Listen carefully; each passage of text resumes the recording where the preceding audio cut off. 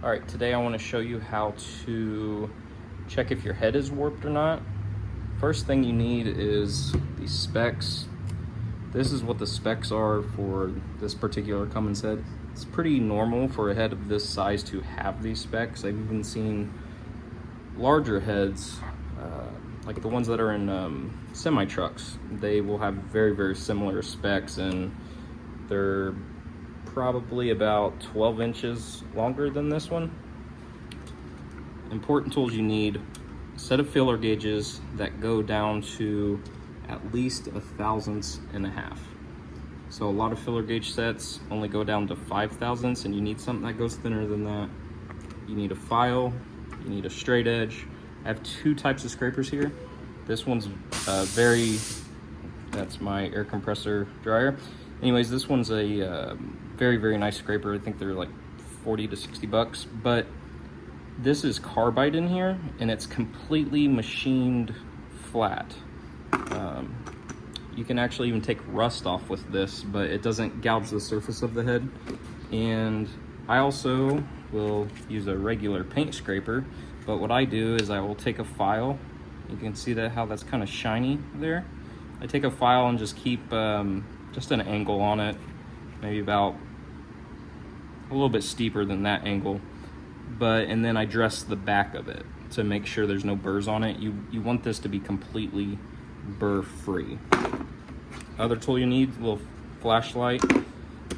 I'll use this to buff the head, and this tool you do not need. I'll show a picture of what can happen if you're not very skilled with this tool.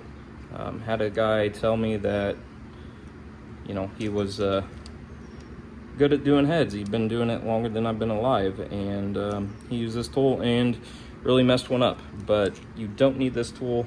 You can use it if you're very gentle. I don't use it very often. Occasionally I will, but the trick to using this tool, you need to keep it just at a very, very slight angle. A lot of guys, they'll go like this, digs into the head, or even, I mean, at that angle, it will dig into the head. So just very slight, and don't full throttle it. Kind of feather it, kind of stick your finger in there to governor it. But I'm not going to use it today.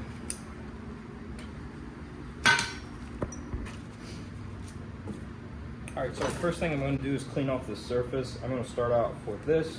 Again, make sure there's no burrs or anything on that. That will scratch the head. But as long as this is smooth, it doesn't scratch anything. Then you want to make sure to even pressure. Don't be pushing to one side or the other. I just use this to get the initial carbon and stuff off, then I'll switch to that other scraper, and you'll see the stuff that it takes off. And this one acts like a squeegee for your oil and stuff, just a little bit. I'll use that one initially, then I'll come in with the super scraper. And again, I'm using even pressure, not like that, because you can dig into the head. But this is perfectly flat. This is a perfectly flat surface, and this should be flat for the most part.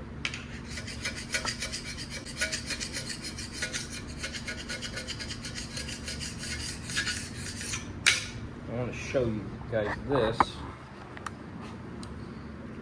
And this is where this super scraper really shines.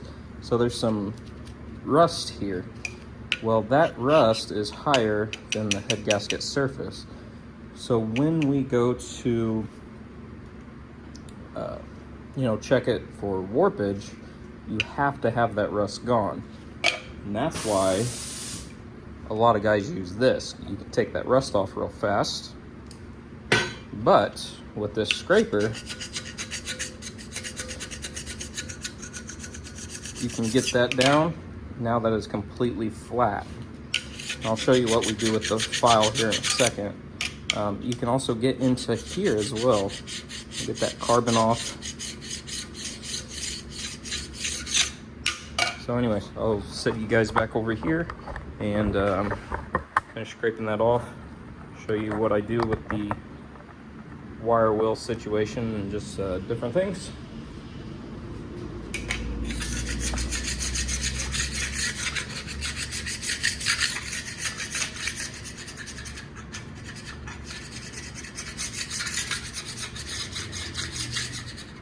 I'm kind of using different angles here because when you go steeper, it digs in farther. And for the easier material, you can just go like that. So like,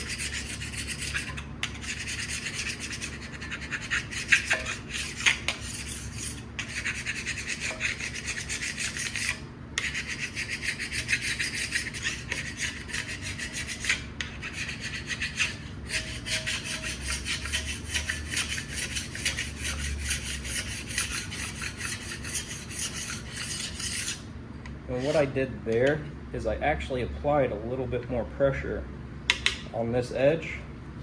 This is not a sealing surface, right? But you need that rust off to get an accurate reading.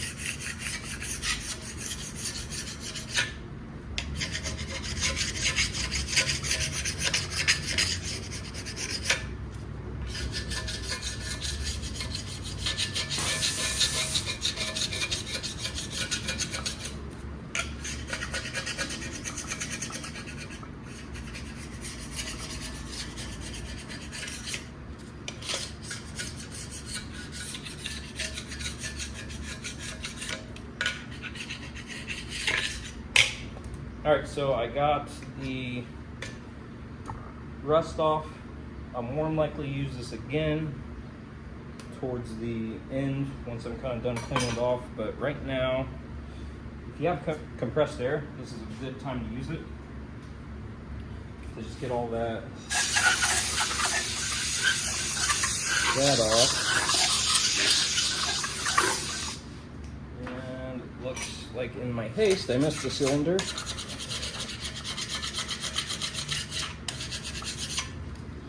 Trying to make this video short for you guys.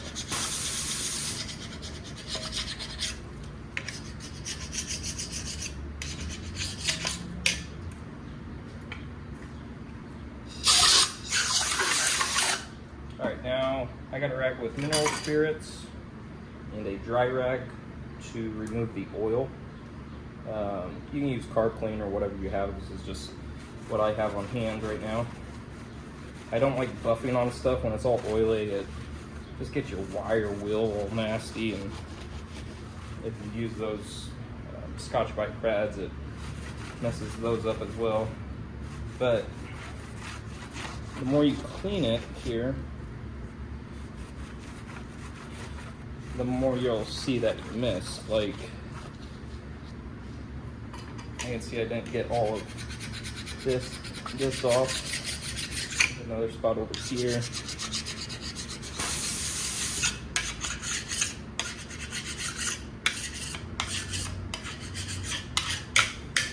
All right, now I'm going to hit it with the wire wheel.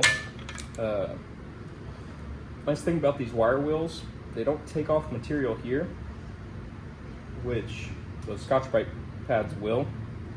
If you're very gentle with the Scotch-Brite pads, it doesn't actually mess anything up. But these are nice, and also cleans the carbon off of your valves, so then you can check the depth on those too. That's why I like them. I mean, these don't even take out the cross hatching in a cylinder, so it's very, very good.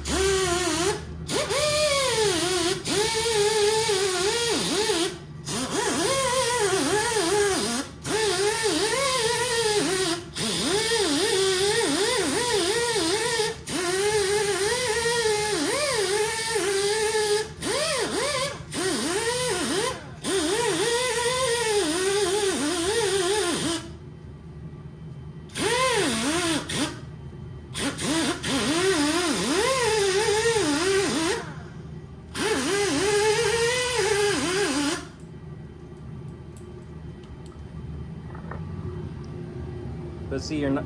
Let me wait till that stupid air compressor. See, you won't be able to get that carbon out with a Scotch-Brite wheel. So this, you can get it. You don't damage the head. You don't mess anything up. And it's just good.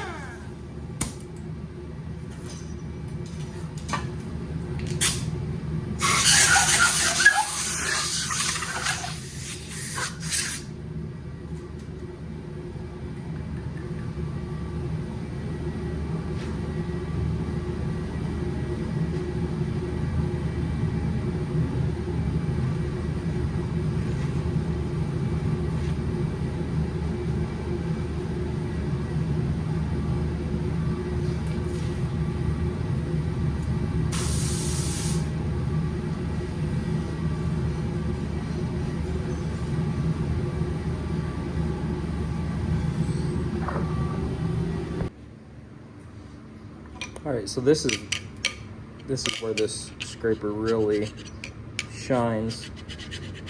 There is just a bit of rust there. You got to remember, we're dealing in thousandths of an inch. Your hair is about 3/1000 inch thick. So if you cut that 3 times widthwise, that's 1/1000th of an inch. So this has to be completely cleaned off of all junk, any bit of rust you got. And another thing, see, that wire wheel didn't get that off, and that's actually why I really like them, is because they're not aggressive like those wheels, but they're aggressive enough to get off most the gasket and all that sort of things, especially after you scrape the heavy stuff off. Now what I'm going to do is I'm going to take my file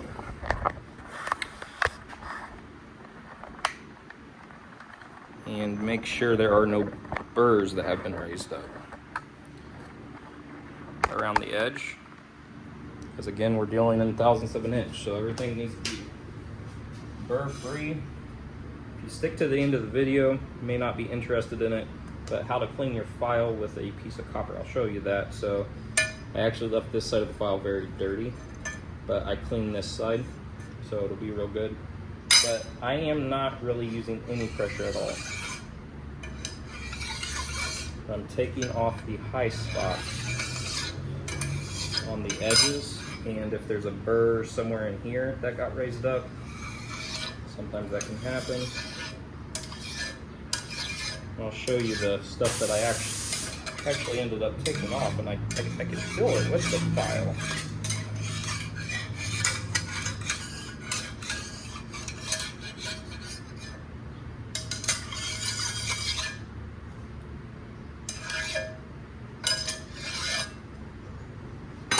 Alright, let me show you what I ended up taking off. Let's see, well, if it'll show up, but see that little shiny edge there? that was raised up a little bit. That's gonna cause me problems when I check the head. That little shiny bit, that was also raised up a little bit. And just stuff like that. This is what it'll give you accurate results. All right, so now we are actually getting to check it. The first thing you're gonna wanna do is get your straight edge. Some of them are aluminum, and again, make sure there's no burrs on this. You'll be able to fill it with your finger. I took those gloves off because you can't fill burrs and stuff with those gloves on. So this is good. You can also run your fingernail and see. First thing I'm going to check, well, one, let's talk about the specs. So the specs on this particular head is 12 thousandths overall. So from end to end, it can be warped like that because the head's upside down. 12 thousandths, which is pretty crazy, and I guess it works because of the torque of the bolts. But and in a 2-inch area, so about that much, 2-inch area, any direction is going to be 4 thousandths. So anyways, first thing I always do, I run a light, because if light is escaping, that means it's warped. And actually, let me get up there, and you'll always be able to tell first in the middle. There's no light. No light. No light. No light. Now, if I had a burr on this end, it's going to show light over there really a lot. And then it'll show light in the middle as well. But that's why we file it. It gets rid of all those burrs and stuff. No light. No light. No light. Now we're going to check it diagonally.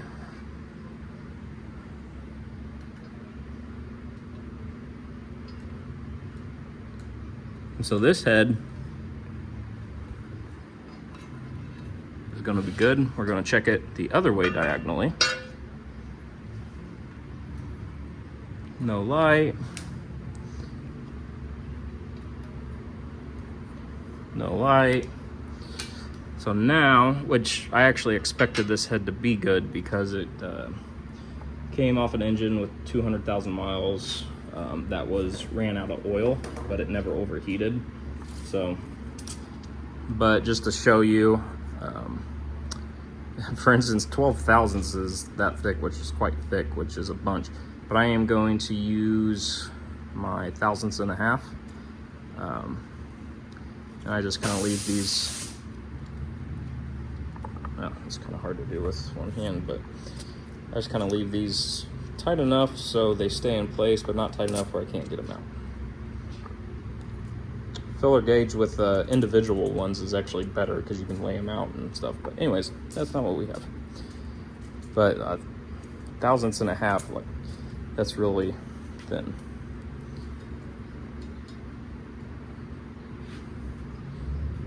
So that does go just a little bit, but it doesn't pass through.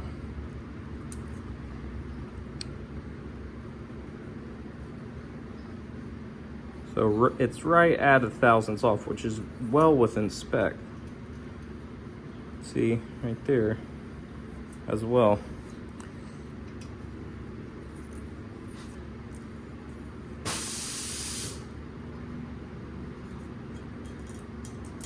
So on that end, so it's thousandths. I'm gonna go to 2 just to see how much, but 1 thousandths and a half, it barely passes through there. There's 25.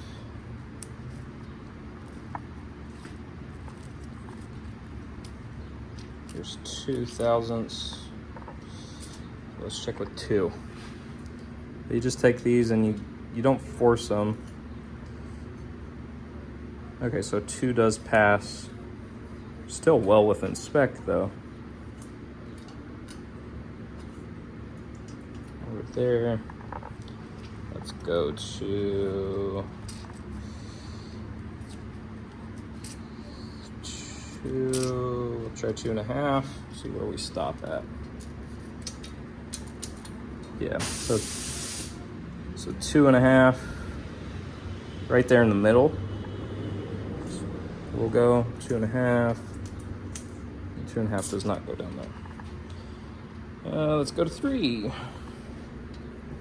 You just keep on going up until, and 3 does not even come close to passing. So we know we are 2.5 off there, and that's over the whole length of the head. Spec says you can have 12, which is kind of crazy, but yeah, I guess engineers. But if you start getting close to 8 or 9, I'm gonna actually mill it, but we aren't even close to that. So this head for me is actually good. It's well within specs. So you know, that's really good. The lowest one was 2.5, so that's really good.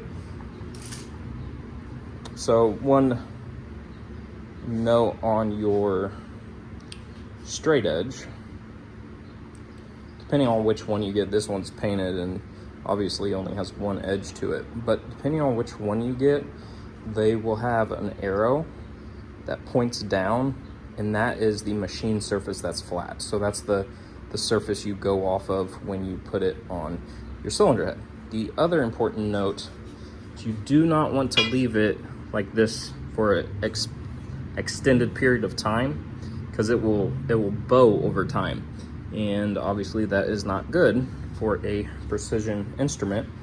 But that is why they have these holes in it, is so you can hang it up on the wall, which I have a hook over there where this belongs, and that is where I will put it. All right, so to clean your file, all you need is a piece of copper. This is actually plumbing that I just had on the floor, that we just had some plumbing done here. Anyways, I was gonna scrap it because I got a copper scrap pile. This one had a valve on it, actually makes a really nice handle. But anyways, I just flattened the piece of tube with a hammer, anvil, and you can see there, because this is softer than your file, it creates a shape identical to your file, and it'll get all that junk out of there. And it doesn't hurt your file at all. You just put it in your bench vise, a little bit proud of the jaws. So you can see all that stuff coming out.